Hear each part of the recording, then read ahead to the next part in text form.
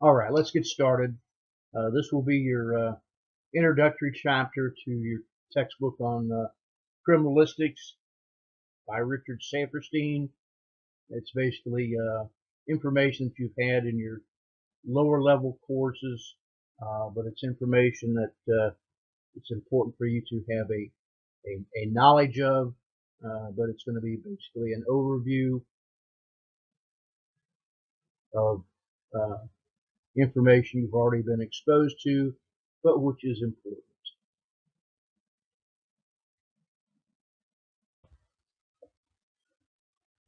All right, forensic science, just as a review, is an application of science to the law, both civil laws and criminal laws. Uh, you're primarily going to be concerned with the criminal law side, uh, and the criminal justice system is composed of the police, the courts, which includes the prosecutor's office and the defense side, and another component of the criminal justice system is corrections. But you're primarily going to be involved in the police or law enforcement investigative side, and also in the court trials and various functions that take place in the adjudication process. Areas of forensics combine a wide array of studies. The American Academy of Forensic Science lists 11 different areas of forensics that their members can choose to belong to, and we'll talk about that a little bit during this presentation. Talking about the history and development of forensic science. In reality, the beginning of forensic science started before it was even developed. Its roots go back in literature to a 19th century fictional private detective by the name of Sherlock Holmes, who is a character developed by the author of the Sherlock Holmes stories, Sir Arthur Conan Doyle. Holmes was noted for using scientific methods and reasoning, deductive reasoning, to solve the various mysteries he was involved in. Some of the stories talk about using blood evidence and other scientific means that were not in use at that time, had yet to be discovered, but are now everyday parts of our current investigative process. So Sherlock Holmes stories were interesting reading, and I would recommend anybody that has a chance to read the complete stories of Sherlock Holmes, because there's information that can be learned in those areas. Some important real-life contributors to the field of forensic science. You have Matthew Ophelia, who was involved in the initial involvement in the study of toxicology or poisons. Alphonse Bertillon. Bertillon is considered the father of criminal identification. He was a French police clerk, and he started the criminal identification in a field called anthropometry, or taking various measurements of the body. That lasted for a while until it was eventually replaced by the science of fingerprints. And Bertillon was able to include the fingerprinting in his anthropometry index, and also just as a point of effort, meaning he had the ability to change with the times and with the methods, and as you recall, he was given credit as the first person in Europe to solve a murder case by the use of fingerprints. There were many figures that were involved in the development of the science of fingerprints. The first person that did any in-depth study of fingerprints was Sir Francis Galton. In fact, he developed the naming of the various fingerprint patterns, which are still in use today. He took the loop, the whorl, and the arch, and then he gave them sub-classifications, which we'll be discussing later on. Moving along, Calvin Goddard, who had been a colonel in the U.S. Army, is credited with developing the field of firearms examination, sometimes known as ballistics. It's an area where you can discover or take the characteristics from the rifle barrel or handgun barrel that are imprinted upon a projectile and can be linked back. The projectile can be linked back to a specific barrel of a handgun or a rifle or long gun. But Goddard is given credit as being the person who started the development of the field of firearms examination. Now, just as importantly, not only for firearms examinations, but other comparative fields in the forensics, Walter McCrone developed the first comparison microscope. And not only did he just develop the microscope, he trained hundreds of scientists on how to use the comparison microscope. Many of those were involved or went on to be involved in the field of forensic investigations. The first person to write a book on criminal investigations was Hans Gross of Austria. He wrote a book that's still in publication today and contains information that is very useful. Then there was Edmund Locard. Locard was a criminalist for the French police, and he is credited with developing or founding of the first crime lab in Europe, which was located in Lyon, France. And he's also just as famous for his Locard's exchange principle, which is the basis of forensic investigations and its growth today, where when someone comes to a scene of a crime, they leave traces themselves on the scene, and when they leave, they take traces from the scene with them. So Locard's theory is a theory that you should know verbatim right off the top of your head if you're going to be involved in the field of forensic investigations. Now let's talk about the setup of crime laboratories. If you recall your American history, the United States has a fragmented system of government from city to county to state and federal government. It was developed that way as opposed to the rule of where we originated from in the United Kingdom, where it was a king system. We wanted the power to be broken down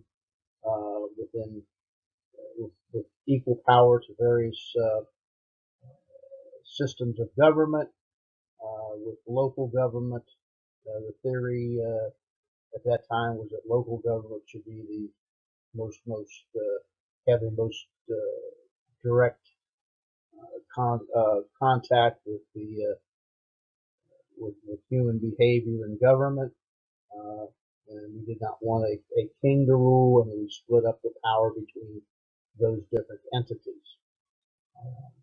So our police system is built that way, and it only follows that our criminal laboratory system would be that way. At the federal level, there are four primary federal crime labs, and the FBI is considered the top crime lab, not only in the United States but also worldwide, followed by ATF, alcohol, tax, tobacco, and firearms, and also they've added explosions to that.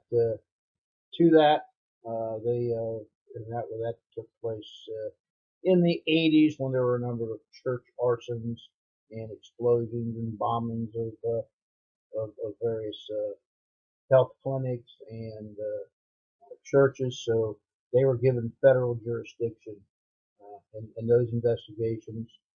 Then the DEA, the Drug Enforcement Administration, we've been involved in the war on drugs since the early 1970s, and they are part of the Department of Justice, and their lab is primarily identifying various drugs and doing other criminal scientific investigations to help to assist in the prosecution of drug cases.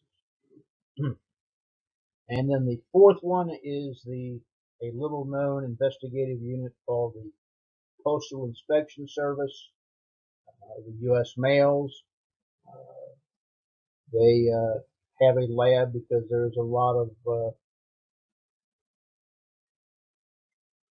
crimes committed through the mail, stealing the mail, stealing credit cards out of the mail, and it's a federal level offense. It's a federal offense to do any violations against the mail system.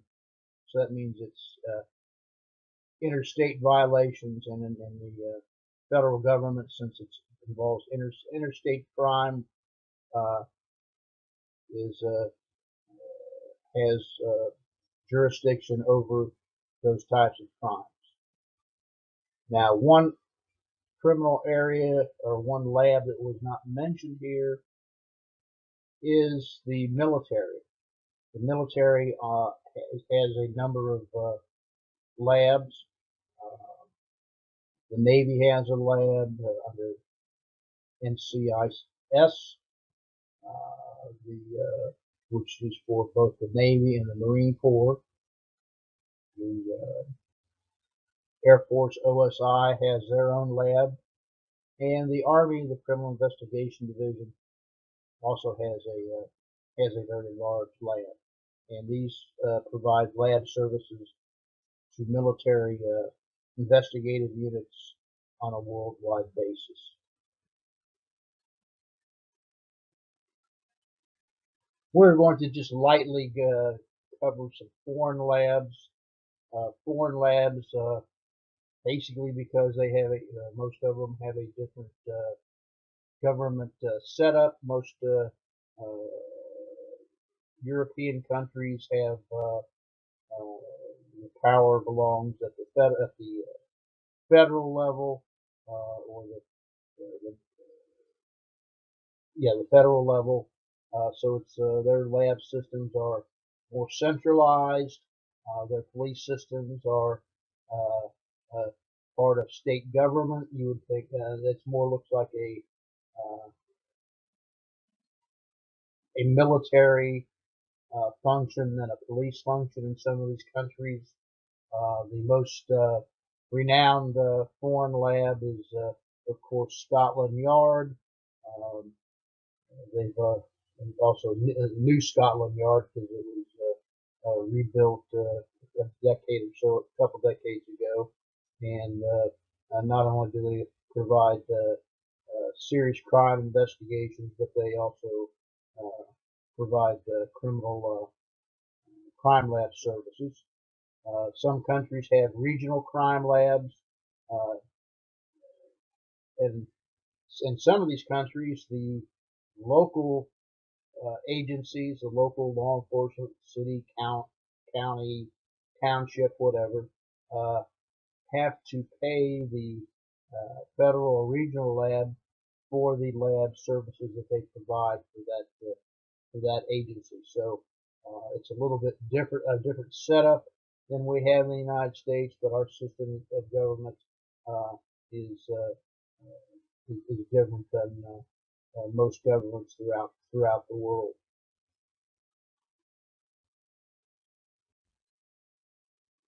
Next, we're going to address laboratory services.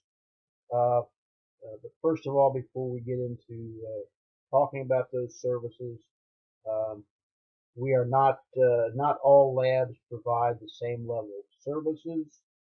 Um, they also are not specialized. Some labs are not specialized. It really depends on the size of the agency. Even in Polk County, there are not any full service labs located in Polk County. Uh, they do some minor lab work, but lab work is relegated outside to the Florida Department of Law Enforcement or to the FBI, Federal Bureau of Investigation. Areas that you would find in a full service lab are physical science, looking at trace evidence. Then you would have a biological unit, would be looking at blood evidence, other biological materials. Firearms lab or ballistics labs to do comparison of projectiles to various firearms. Question documents, those are looking at documents that have question writings on them and attempting to identify the author of the writing on the document. Photography, which is part of almost all labs, whether it's city, county, state, or federal. Crime scene photography, evidence photography, doing macro photography of projectiles and other items that are used for comparison. Also, a new area of photography is surveillance photography. These, as you know, the use of surveillance cameras has expanded greatly over the last 10 to 20 years, and most locations, retail locations, have surveillance cameras. And daily, if you're on Facebook, you'll see where agencies have published photographs of people committing crimes, asking for the public to assist in identifying them.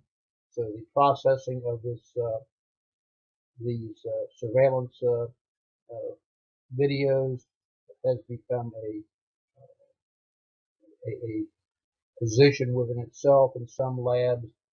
In fact, here locally, Lakeland PD expanded their lab to have one person within the lab dedicated to pulling up photographs from these surveillance cameras so they can be used in the investigative process.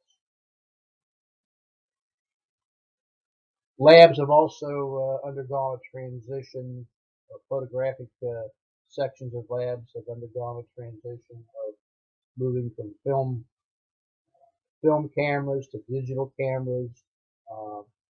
Again, agencies have been able to do away with their chemical darkroom for the processing of film, and those photographs are now completed through digital, through with the use of printers and software programs, and the use of the chemical processing is no longer needed. Another significant area is latent fingerprints. Local labs sometimes have a fingerprint expert on staff who will, with the assistance of the NCIC system, work in identifying scenes left by perpetrators of crime scenes. We of course know that the way that fingerprints are presented on our various TV shows is completely different than what happens in actual life, and a real life examiner, a fingerprint examiner, has to make the identification. Now, they listed in the textbook polygraph as being part of the forensic laboratory services, and I'm not sure exactly where that came from. It's been my experience since I work in that field that polygraph is usually assigned either to the criminal investigative section or to the personnel section for screening of police applicants and civilian applicants, and the examiners there primarily provide screening exams, but then they also are available to assist the criminal investigation division with criminal polygraphs. So it's I've never seen it really attached to any sort of a lab service because it's really part investigative, part personnel. So it can be signed almost anywhere, but it requires a trained individual who is usually not involved in other types of forensics. Voice print. Voice print is available in maybe major crime labs. Voice print would be taking recording telephone conversations or other conversations and being able to attribute the voice on that conversation to a specific individual. I've only had one time in my entire career where I've used voice print, and that was in the 1970s in some sort of I don't even recall specifics, but it was like a bomb threat investigation, and trying to tie the suspect's voice to a taped voice telephone call. And at that point in time, voice print was not that reliable, but as technology has progressed, it's become more reliable, but it's still not a major part of most crime labs. Now, crime scene, the people who go out and collect the evidence can either be the sole job, that's all they do is go out and collect and document evidence, which maintain the chain of custody, do the fingerprinting, for dusting of the crime scene, collecting other types of evidence, and then they turn that over to the lab personnel for further analysis and evaluation. In some labs, being a crime scene investigator is also a function of people who work in the lab. They multitask. They may be doing crime scene work, or when they're not doing crime scene work, they may be doing fingerprint identification work, photography processing,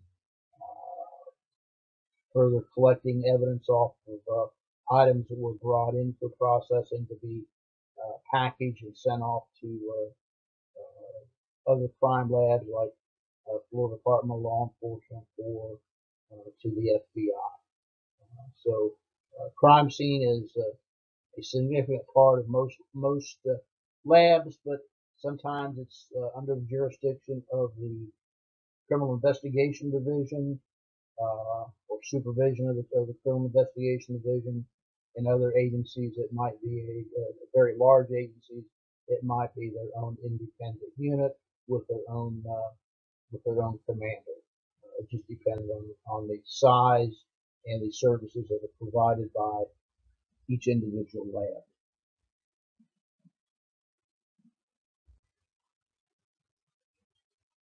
Now, the functions of a forensic scientist or a lab technician is involved in the analysis of physical evidence, whether it's biological evidence or trace evidence, fingerprint evidence, chemical evidence, all those areas. And they operate using the scientific method. You probably should know for your future, for now and in your future, what the components of the scientific method are, and be able to pull that off the top of your head, just like you can the Locard exchange principle.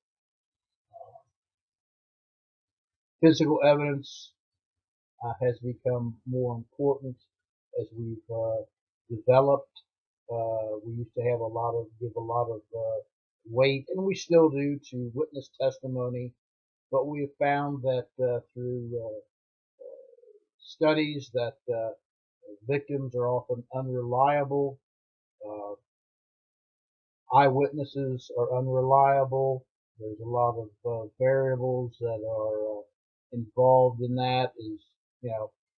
The environmental conditions, lighting, the witness's eyesight, the witness's ability to focus, how they react to dangerous situations.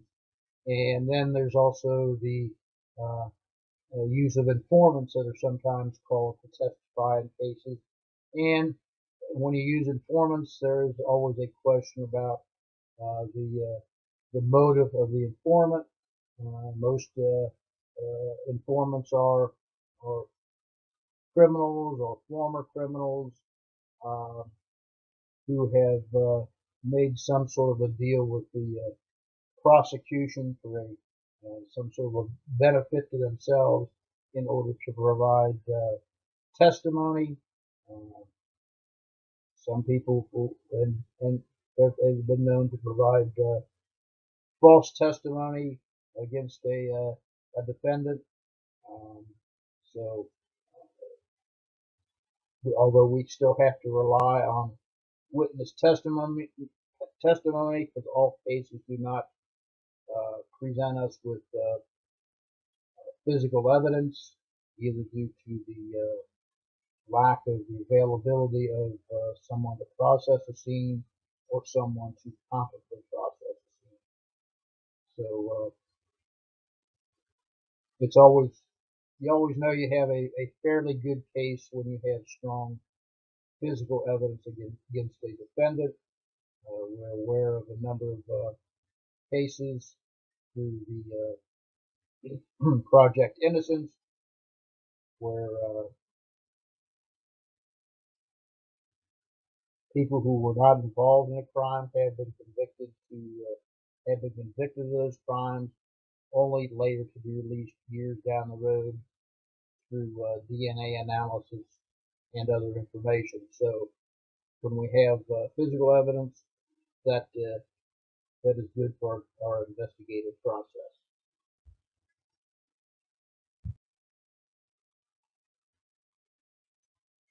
Now, if you continue in this field of endeavor in forensics, you may be called upon to testify in court as a witness, and maybe even an expert witness based on your training and your field experience.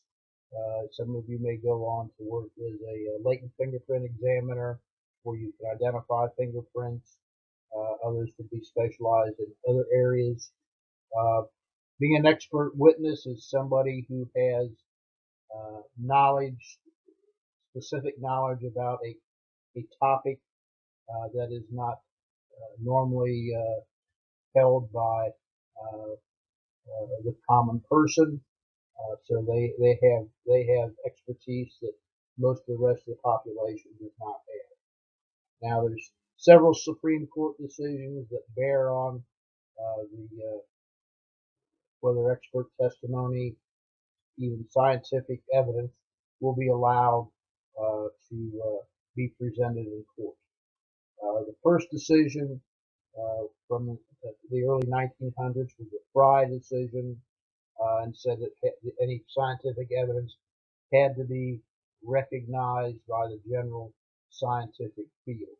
So it could not be some new type of science that was developed and did not have a history of proving itself. It had to be something that was generally accepted. And then we went along to the Daubert and Carmichael decisions, which were more recent in the 1989-90 area. And these decisions made it easier to get expert testimony and scientific testimony to be presented. And in fact, they lowered made the trial judge the gatekeeper of whether or not scientific or expert witness testimony would be allowed at trial. So instead of relying on the general acceptance, it was the decision-making ability of a judge to determine whether or not he would allow the evidence at trial. And usually they would have a separate hearing to go over the validity of the evidence and whether the person qualified to be an expert. Florida went through was operating under Fry until a couple of years ago when it adopted the Daubert philosophy. And majority of states, the federal government has adopted Daubert, and the majority of states have adopted the Daubert decision as their guideline for the admittance of expert and scientific evidence.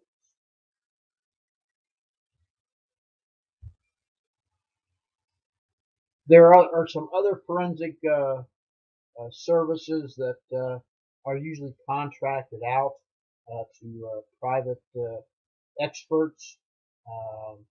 Forensic psychiatry. Most police agencies do not have a forensic psychiatrist on staff, and it's maybe only rarely used by the FBI in their profiling, but the court has the ability to retain forensic psychologists to do evaluations on defendants to determine if they are competent to stand trial. That's the primary use of psychiatry. Forensic odontology, which is teeth impressions, bite marks. That's not something that would be on staff with any agency. That would be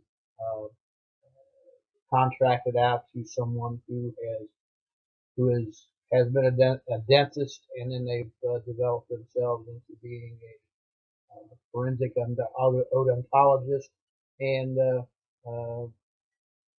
that's how they make their living, by identifying bite marks and individualizing them to a specific suspect.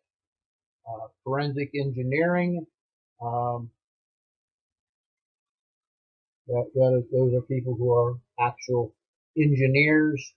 I have a friend of mine who is a materials failure engineer for Mosaic, and I drew upon his experience in a case that I handled as a defense investigator, and using his his knowledge and expertise. We filmed a scenario involving a alleged child abuse case where a kid was allegedly hung by a belt from a gun rack that was nailed into a wall, and we were able to prove that it was not feasible for that to have taken place. And we also were able to point out that I was able to point out that the jurisdiction that was involved in the investigation had not even documented and taken into custody the gun rack that was purportedly used, or even determined whether there had been any marks on the wall or anything like that, which went a long way towards getting the defendant exonerated of serious criminal charges. And there's going to be all sort of strange, or not strange, but forensic jobs that are out there that are little known, and that you may have to contract for outside services. There's dogs that are trained to find human remains, to track people. So that is technically since it involves science, that is technically can be part of the scientific forensic field. Okay, that wraps up chapter 1. Other than reviewing this slide presentation, I would encourage you to do in-depth reading on your chapters.